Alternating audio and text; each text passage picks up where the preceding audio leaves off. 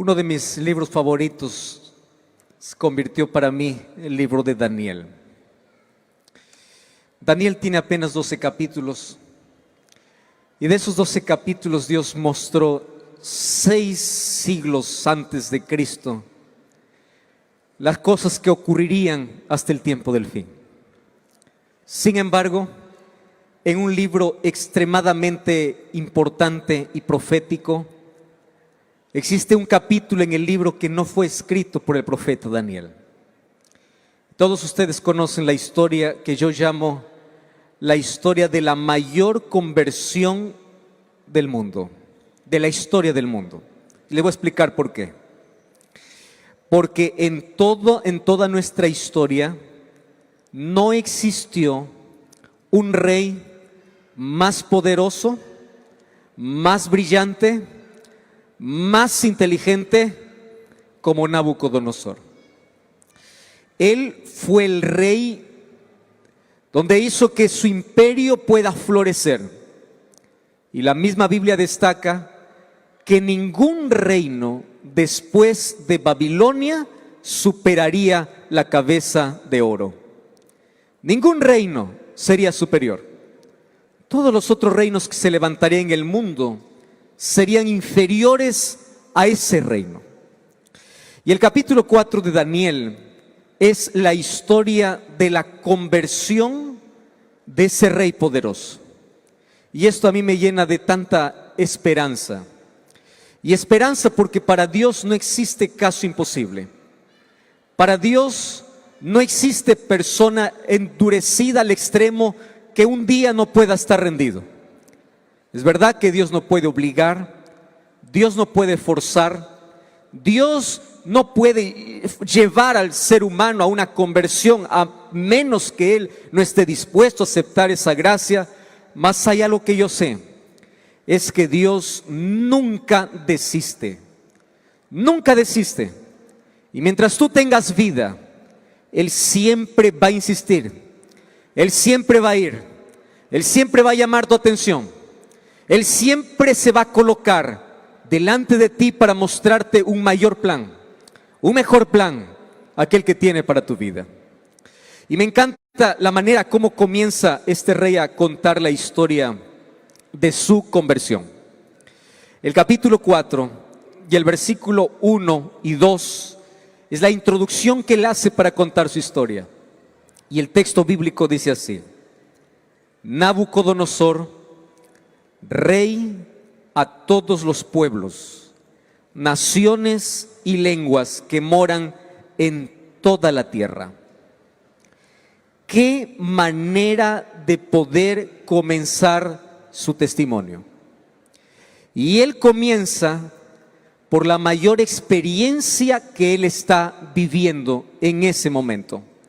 Y él dice así: paz os sea multiplicada.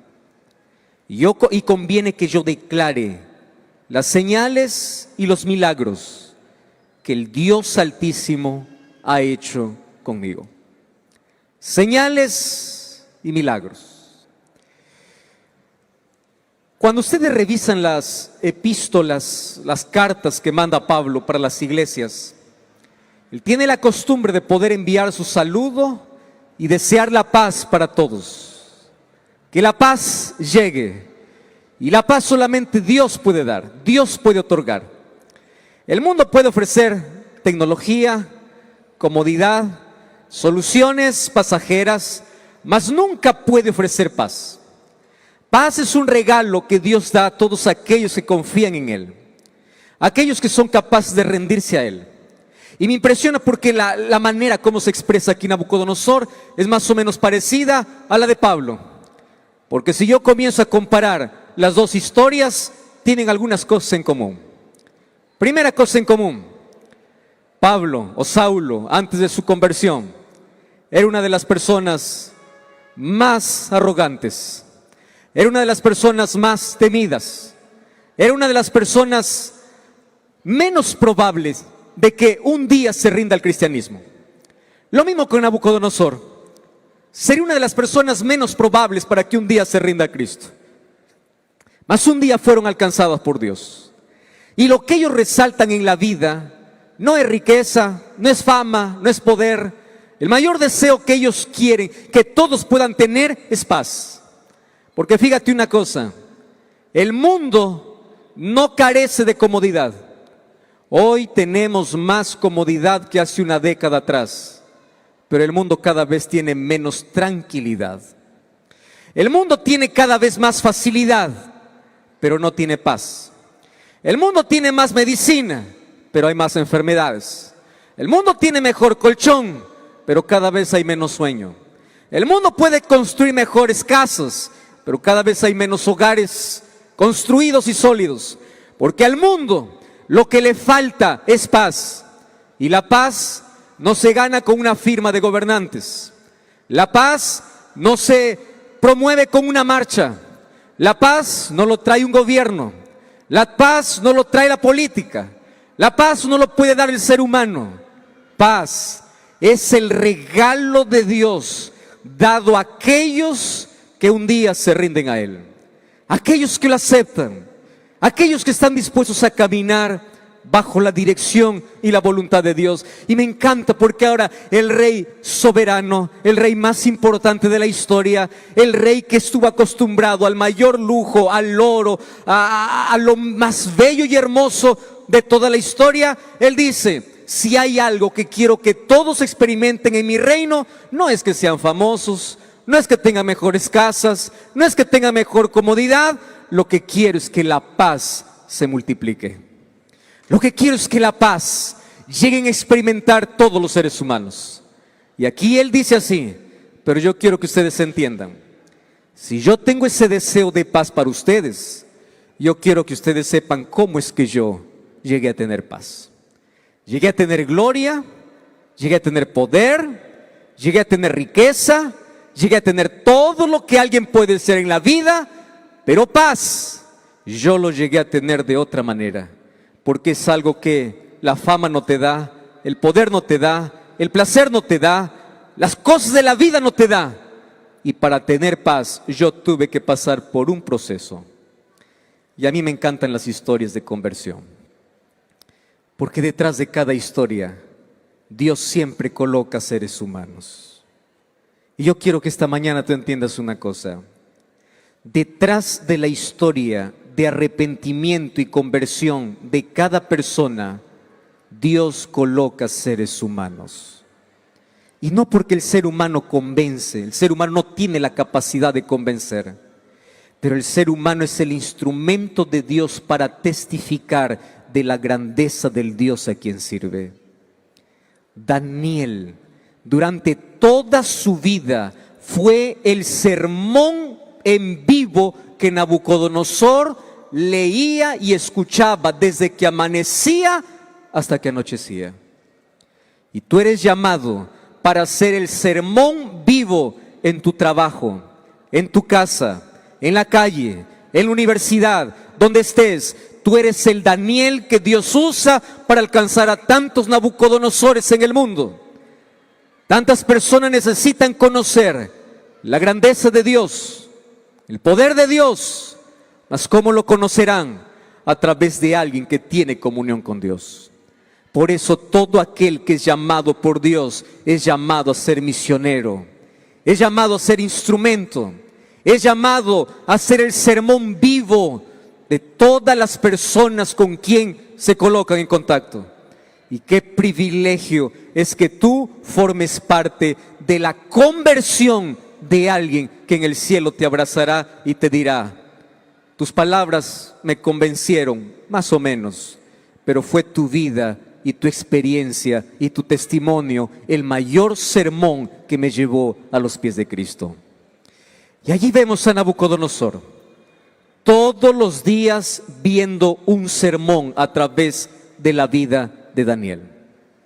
Mas un día su conversión fue un conjunto de cosas que bajo un proceso Dios permitió para mostrarle que solamente Él es el soberano Rey. En primer lugar, yo quiero destacar hoy 4 puntos importantes antes de la conversión de Nabucodonosor. Primer punto, ¿qué cosa llevó a entender a Nabucodonosor que necesitaba rendirse a Dios. Primer punto, y es algo que a nosotros nos cuesta entender en la vida, pero un día Nabucodonosor lo tuvo que entender. Y el primer punto es que todo lo que el ser humano construye en la vida se acaba. Todo. Y esto, por favor, puede ser lo más simple y lo más obvio que estoy diciendo, pero yo quiero que reflexiones y pienses ahora, ¿a qué estás dedicando tiempo en la vida? ¿Qué estás construyendo? ¿Sobre qué estás edificando tu vida, tu tiempo, tu energía, todo? ¿Sobre qué? Todo aquello que levantes, un día acaba, un día cae, un día se destruye. Tú puedes edificar y hacer la mayor fortuna de la vida, un día acaba. O acaba la fortuna o acaba tu vida. Un día termina. Tú puedes construir el mayor imperio. Nabucodonosor se dio cuenta de que él pudo ser el mayor constructor de la historia. Él pudo construir los jardines colgantes de Babilonia como la maravilla del mundo antiguo. Él pudo haber creado y hecho todo lo mejor. Pero un día termina.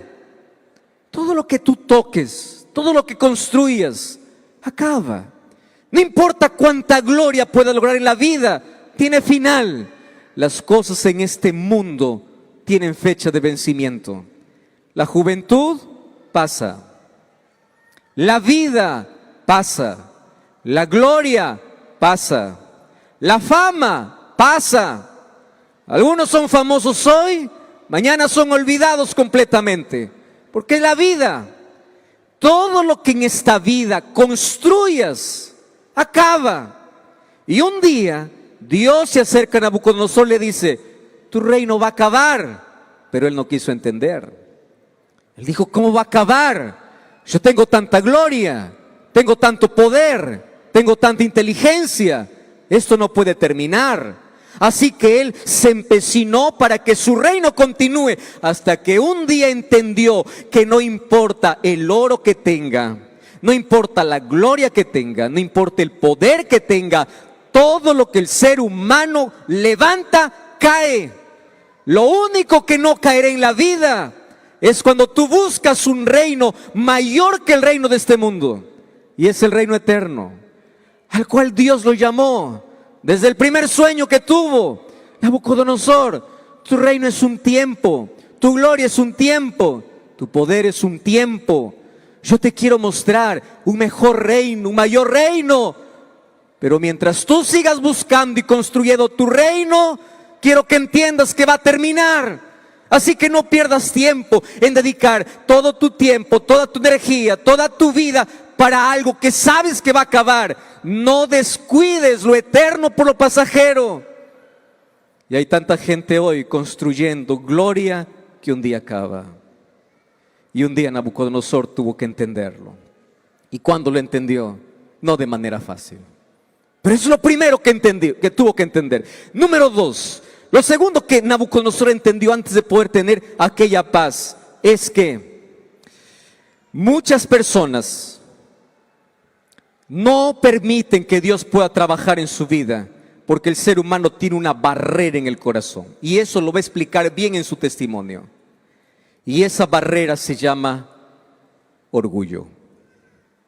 Queridos, todos los pecados son destructivos. Hemos aprendido a categorizar el pecado, a ponerle un tamaño, a ponerle color. Pecadito, pecado grande.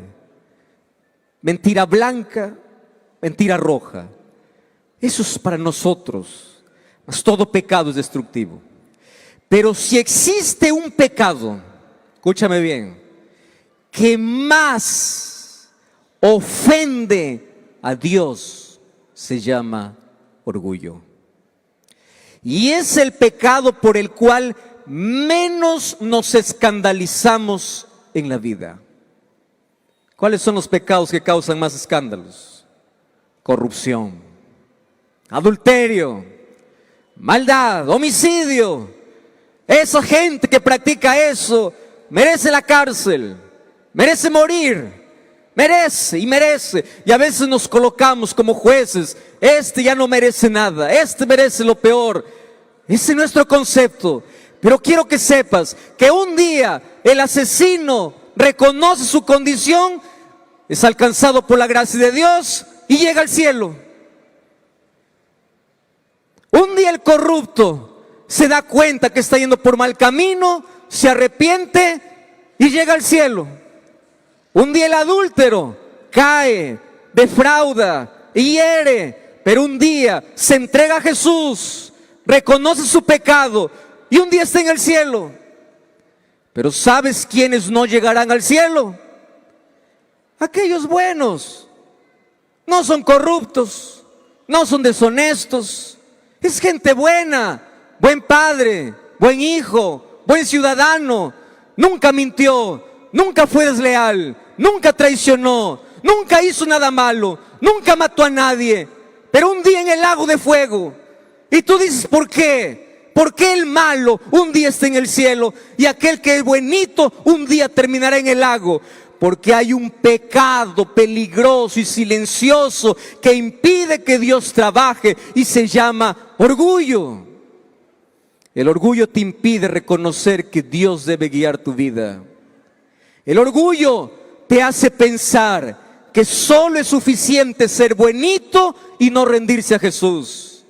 El orgullo te hace creer que eres demasiado bueno como para ir a una iglesia, que eres demasiado bueno como para estar entre tanta gente hipócrita. El orgullo te hace creer que no necesitas de Dios, que puedes vivir una vida independiente de Dios, que puedes hacer las cosas por tu propia capacidad. Y ese orgullo es tan ofensivo que Dios tiene que arrancar, porque nadie se ofende, nadie se escandaliza con el orgullo.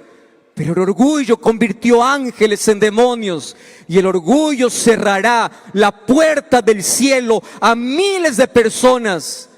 Porque créeme una cosa, no es el tamaño de tu pecado que no te dejará ir al cielo, sino es cuántas veces tuviste oportunidad de aceptar la gracia de Dios y tú no la aceptaste. Juan capítulo 3, Jesús dijo así, el versículo 19: la condenación no viene al mundo porque el mundo andó en tinieblas. La condenación viene al mundo porque habiendo conocido la luz, se aferraron a las tinieblas.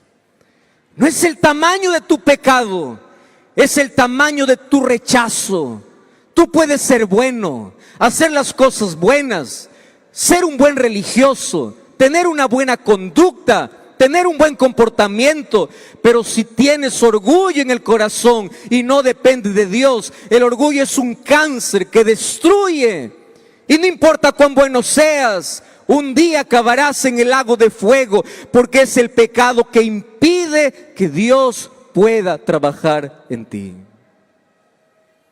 ¿Y cuál es lo contrario del orgullo? Se dice que es la humildad. ¿Y qué es la humildad? Humildad no es andar con cabeza abajo en la vida diciendo yo soy humilde. Eso no es humildad.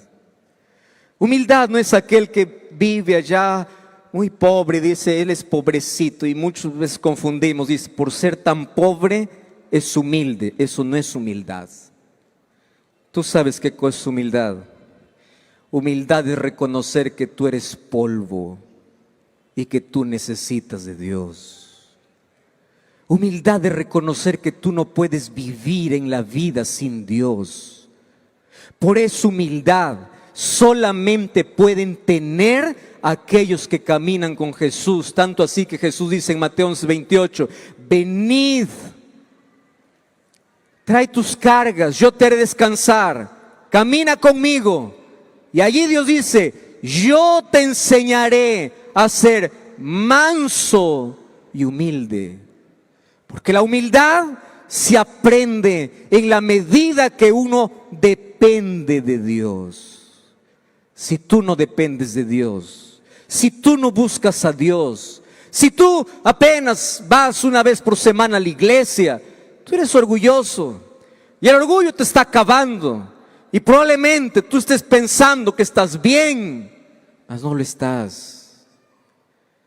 El segundo problema que Nabucodonosor tuvo que identificar es que el orgullo es el peor mal que el ser humano puede tener. Tanto así que cuando Dios quiere curar a alguien del orgullo, ¿sabes qué tiene que hacer? Tiene que hacerle reconocer quién es. Y allí viene la tercera lección que aprendió Nabucodonosor antes de su conversión. Y la tercera lección para mí es importantísima. Dios no desiste. ¿Tú sabes cuántos años fue llamado Nabucodonosor antes de su conversión? 35 años. Dios se mostró en un sueño. Dios se mostró cuando 3 muchachos fueron echados en un horno y no se quemaron. Dios mostró su grandeza. Dios se mostró en la vida de Daniel. 35 años Dios no se cansó de llamar. 35 años. Dios no desiste. Yo siempre digo a todas las personas cuando predico lo siguiente: mientras haya gracia en el cielo y mientras haya vida, Dios nunca se va a cansar de llamarte. Nunca. Tú puedes rechazarlo 1000 veces y Dios 1000 veces te va a llamar. Solo que hay un problema en el rechazo. O mejor, 2 problemas en el rechazo.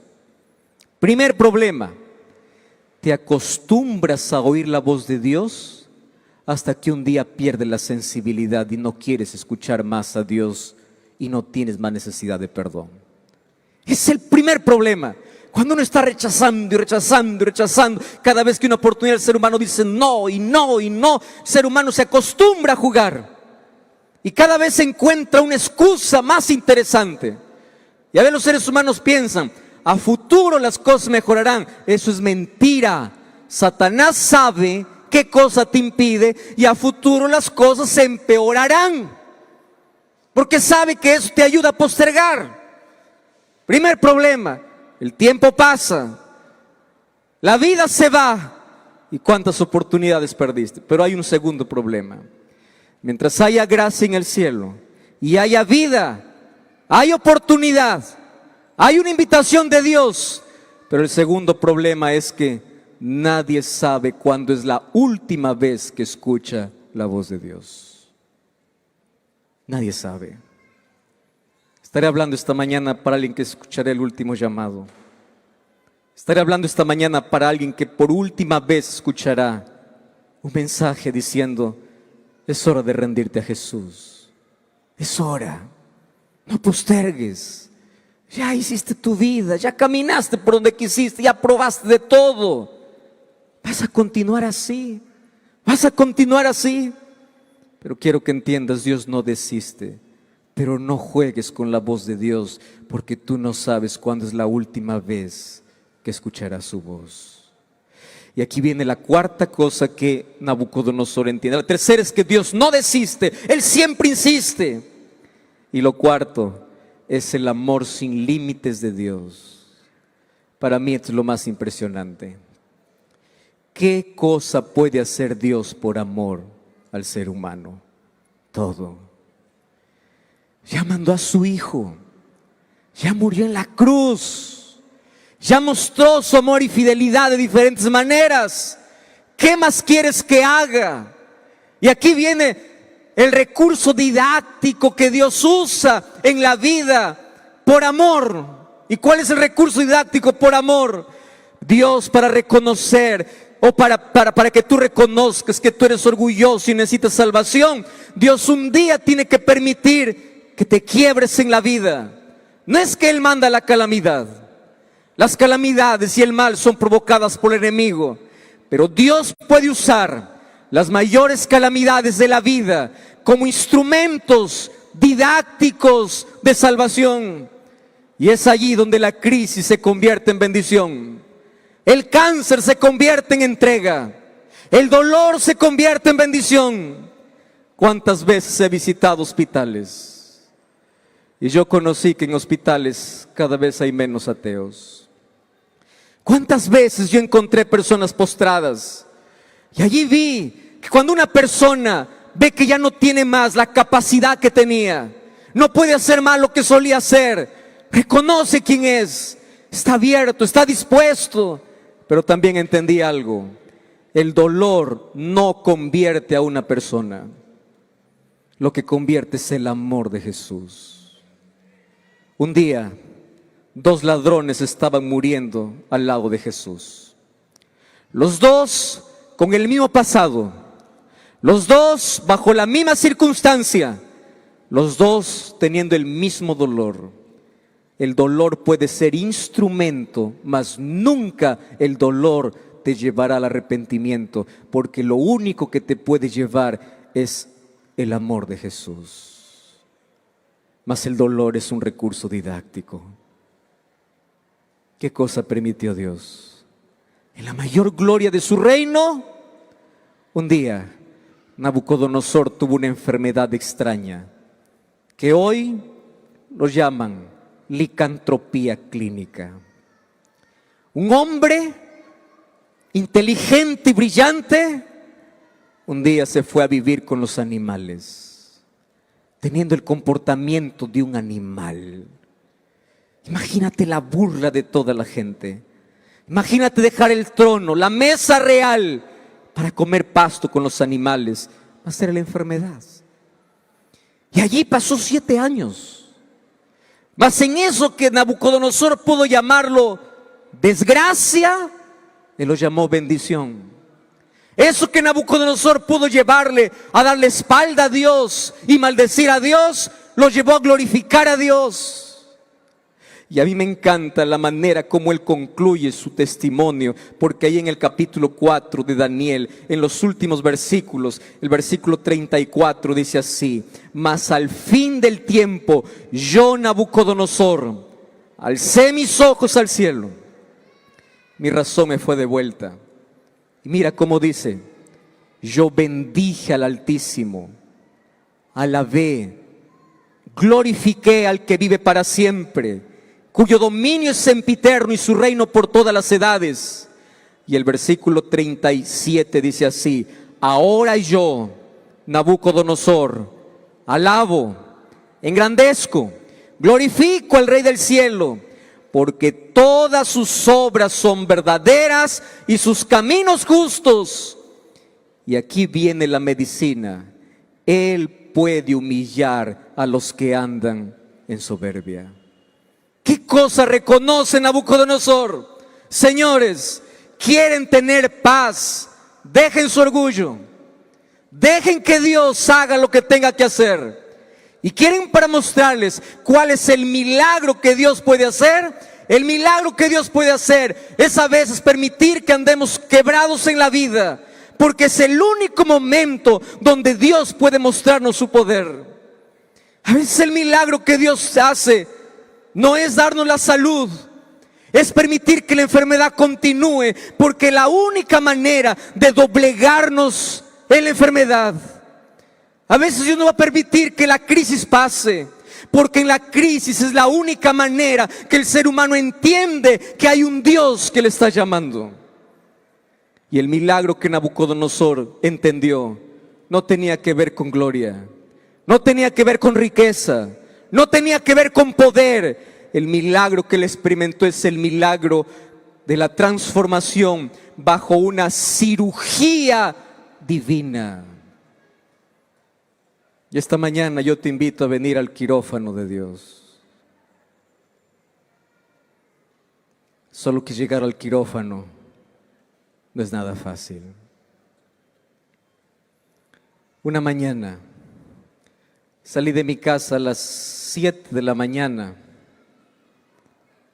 Yo tengo un programa de hablar con Dios todos los días en la radio y la televisión. El programa en Brasil es a las 8. Aquí a Perú me parece que llega a las 6 de la mañana por la diferencia horaria. 7 de la mañana salgo para poder hacer el programa. A partir de las 5 yo comencé a tener un pequeño malestar aquí en el vientre, ahí al lado del ombligo. No le hice caso, lo ignoré, cada vez era peor. Así que llegué para Nuevo Tiempo. Mi esposa trabajaba ahí junto conmigo en ese tiempo, ella bajó para el trabajo, para ir a la oficina. Y yo cuando di el paso para bajar del auto, vi que no podía más sostenerme sobre las piernas. Una punzada que llegó terrible aquí al lado derecho. En ese momento dije, no voy a llamar a mi esposa por algo tan simple, así que yo solo voy a ir para el hospital. Mientras yo iba manejando, cada vez el dolor era más agudo y cada vez yo me encorvaba más, me encorvaba más, me encorvaba más, me encorvaba más, tanto así que para llegar al hospital yo dejé prendido el auto en plena calle con la llave y el auto prendido, bajé del auto y así encorvado entré para el hospital sin hablar. Dejé el documento. Allí los de recepción entendieron que estaba con un problema grave, me vieron sudando y pálido, así que de emergencia me ingresaron para que el médico pueda evaluar. El médico me hizo exámenes rápidos, me hizo una ecografía, exámenes de sangre. Inmediatamente me colocó un medicamento para aliviar el dolor. Me quedé dormido. Desperté y uno despierta y dice, wow, estoy sano, no duele nada, estoy sano. Bajé, probé, estaba bien. Me fui para la recepción y le digo, ¿me podrían dar mi documento para poder salir? No, me dice, usted primero tiene que pasar por el médico. No, le dije, yo no necesito pasar más por el médico porque yo estoy bien. No, usted no está bien, pero no me duele. Y me dijo una cosa importante: el hecho que no te duela no significa que estás bien. Tienes que pasar por el médico. Volví así un poco incómodo, ¿no? ¿Qué me va a decir? Ya pasó, fue apenas un dolor, un cólico. El médico me dice, mire señor, usted no sale del hospital. Usted tiene que ser operado de emergencia, porque si esto demora unas horas más, su apéndice va a reventar. Lo que yo le he colocado es apenas un medicamento para anestesiar el dolor, pero el dolor, la enfermedad está oculta. Y si usted se atreve a salir por las puertas del hospital, créame que aunque ahorita no le duele, por adentro la enfermedad está avanzando. Y si usted no inmediatamente entra al quirófano, usted puede tener mayor complicación. Con una amenaza como esa, no hay manera de salir. Esa hora no sabía qué hacer. Llamé a mi esposa, no me creía. Me van a operar, le digo. ¿Cómo? Me dice, tú estás bien. Eso es lo que creo, le digo, pero así dice. Entré para el quirófano. Entró ahí todo el equipo, entró el médico y me dice, todo va a estar bien. Tu situación no es tan fácil porque está a punto de reventar tu apéndice, pero va a estar bien. En ese momento cerré los ojos y me entregué totalmente. Mas, mientras me colocaban la anestesia, yo escuchaba ya allí limpiando y todos los instrumentos para poder cortar. Después de unas horas yo desperté. Y al despertar, uno recién cuando despierta y ha pasado por la operación no sabe dónde está, ¿no? Ve a un lado, alguien está tapado. Ve al otro lado, está tapado. Y tú dices, ¿estoy muerto o estoy vivo? Y allí estás un poco fuera de la realidad todavía. Viene el médico y dice, todo está bien.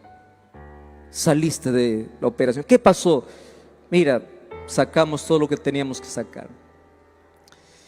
El médico me sonríe y me dice, ahora sí puedes estar bien. Media hora después comenzó todo el dolor de nuevo. Volvió el médico para poder evaluar. Y yo nunca voy a olvidar esta escena. Mi esposa estaba sentada allí y él me dijo, mira, yo te voy a explicar la gravedad del asunto. Cuando él me explicó todo lo que podía pasar si es que yo salía, en ese momento yo comencé a llorar y agarré el brazo del médico y le dije así, gracias, muchas gracias, gracias, gracias por salvarme, gracias por salvarme. Dios lo usó para poder salvarme la vida, Dios lo usó, gracias. El médico se fue y después yo quedo pensando y digo así, ¿y por qué lo agradezco? Él me cortó. Él usó una navaja, Él me partió, Él me hizo sangrar y yo le estoy agradeciendo. ¿Cómo es posible que voy a agradecer a alguien que me causó una herida que a partir de ahora va a comenzar la recuperación? ¿Cómo voy a agradecer esto? Mas luego yo entendí lo siguiente: hay cosas que tú tienes que agradecer aunque te causen dolor, porque el dolor es el único medio para poder salvar la vida. Hay gente que tiene que agradecer que pierde un dedo para no perder la mano. Hay gente que tiene que agradecer que gracias a que alguien te coloque un quirófano, te abre, y aunque eso cuesta recuperación, de eso depende la vida.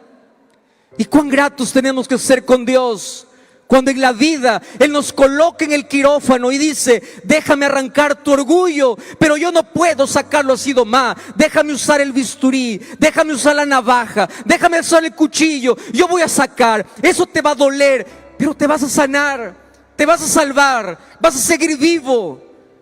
Por eso cuando el dolor llega a tu vida, cuando la tragedia toque tu vida, cuando estés hundido, cuando estés en una tragedia, cuando tus ojos se llenen de lágrimas, puede que cierres los ojos y digas: Señor, este es el quirófano por el cual tenga que pasar, esta es la manera por la cual tú me llamas para que yo me pueda rendir. Y hay tanta gente herida, hay tanta gente que ya pasó tanto dolor en la vida, pero una vez más te repito, no es el dolor que te lleva a la conversión, mas puede ser el recurso que Dios usa para enseñarte que hay un mal que te está acabando. Y si no quita ese mal de tu vida, tú vas a terminar perdido. Porque después del dolor, todo puede convertirse en bendición. Y aquí Nabucodonosor dice: engrandezco, alabo, Dios es Dios. Gracias, Señor. Gracias, ¿por qué? ¿Porque me permitiste vivir 7 años con esta enfermedad? No, gracias porque en la enfermedad tu amor me enseñó que tú eres todo lo que necesito. En la enfermedad aprendí que mi gloria no sirve, mi poder no sirve, lo que yo haga no soluciona mis problemas internos. Por eso en esta tarde o en esta mañana, en el nombre de Dios, yo te invito a abandonar el orgullo. Y si te pido que vengas a Jesús, no es porque tú haces cosas malas. Tú puedes hacer cosas buenas, puedes hacer cosas correctas, pero el hecho de que no te hayas rendido a Dios, el orgullo como cáncer está acabando con tu vida. Por eso te invito a pasar a los brazos de Cristo y decir: Señor, cúrame, sálvame. Y no importa si tengo que pasar por el quirófano divino, finalmente yo quiero la salvación. ¿Cuántos perdieron seres queridos en una pandemia? ¿Cuántos sufrimos tragedias? ¿Cuántos pasamos dolor? Pero aún así nos hemos resistido. Es hora de decir a Jesús sí. Es hora de dar un paso de fe. Es hora de engrandecer a Dios. Es hora de someternos a aquel Dios que quiere salvarnos. Por eso esta mañana, en el nombre de Jesús, yo te voy a invitar a que puedas tener la paz que solamente Dios puede dar cuando Él esté en la vida. Y si tú estás cansado de luchar, cansado de probar todo lo que tú quieras, y a partir de hoy quieres vivir la mejor experiencia al lado de Jesús, entrégate a Jesús. Y para entregarte a Jesús tienes que hacer una sola cosa: confesar públicamente que necesitas de Él. ¿Y cómo confieso públicamente? Yo te voy a invitar que vengas aquí adelante para entregarte a Jesús. Y si estás listo ya para poder nacer por las aguas bautismales, ven. Mas si hoy quieres tomar la decisión para que luego también puedas entrar por esa experiencia, ven. Pero esta mañana yo te voy a invitar para que vengas a recibir el abrazo de perdón, de paz, de salvación que Dios te ofrece. Y yo pregunto esta mañana: ¿quién es el primero, la primera persona en venir aquí? ¿Dónde está el primero? ¿Quién es aquel que va a venir esta mañana para decir sí a Jesús? Ven, ven ahora. Dios te bendiga, ven. Nosotros aquí apenas aplaudimos de alegría, mas mayor alegría hay en el cielo. Dios Dios se alegra tanto porque cuando llama a un pecador y éste responde a su llamado, hay fiesta, hay gozo, hay alegría. Por eso esta mañana tú no puedes quedarte en la indiferencia. Tú no puedes quedarte allí. Ven en el nombre de Jesús. Ven ahora, ven a Cristo. Ven y recibe la paz y el perdón que solo Dios puede darte. La gloria humana pasa. Lo que construyamos en la vida se acaba. Mas la decisión que ustedes están tomando hoy, esta es la decisión que te puede llevar a un reino eterno, aquello que no acaba. Nunca te atrevas a desperdiciar tiempo en algo que acaba. Entrégate y ríndete en algo que permanece. Y Dios está llamando para eso. Esta mañana tú tienes la oportunidad de nacer de nuevo a través del bautismo. Y si tú estás listo para hacerlo, entre esas aguas bautismales para decir: Señor, hoy yo salgo sabiendo de que mi vida le pertenece un mejor reino, a tu reino. Ora conmigo. Gracias, Señor, por tu palabra. Gracias por estas personas que están aquí esta mañana. Que tu Santo Espíritu que los llamó los pueda preparar para ese reino. Mas hoy aquí aceptamos públicamente el reino de gracia que sucede cuando Cristo es Rey en nuestro corazón. En nuestro corazón hay un trono que solo queremos que Cristo pueda ocuparlo. Y del reino de gracia, prepáranos para el reino de gloria, para que cuando tú regreses podamos vivir contigo eternamente. Perdona sus pecados, dales una nueva vida. Y a partir de hoy queremos caminar contigo y queremos que tú nos enseñes a ser humildes, caminar a tu lado reconociendo que sin ti nada somos. Hay personas que durante mucho tiempo han luchado y luchado y luchado para tomar esta decisión. Mas en esta batalla la victoria ha sido concedida. La victoria porque tú nos ayudaste a venir a tus pies para reconocer que sin ti nada somos y para pedirte que a partir de hoy nos sostengas en tus brazos de amor hasta tu venida. Derrama tu bendición. Cura, restaura, perdona, transforma. Coloco sus vidas en tus manos. Y que el Espíritu Santo que los llamó sea el mismo Espíritu que pueda continuar con el trabajo de transformación y el trabajo de podernos hacer semejantes a ti. Acepta nuestra entrega en el nombre de Jesús. Amén.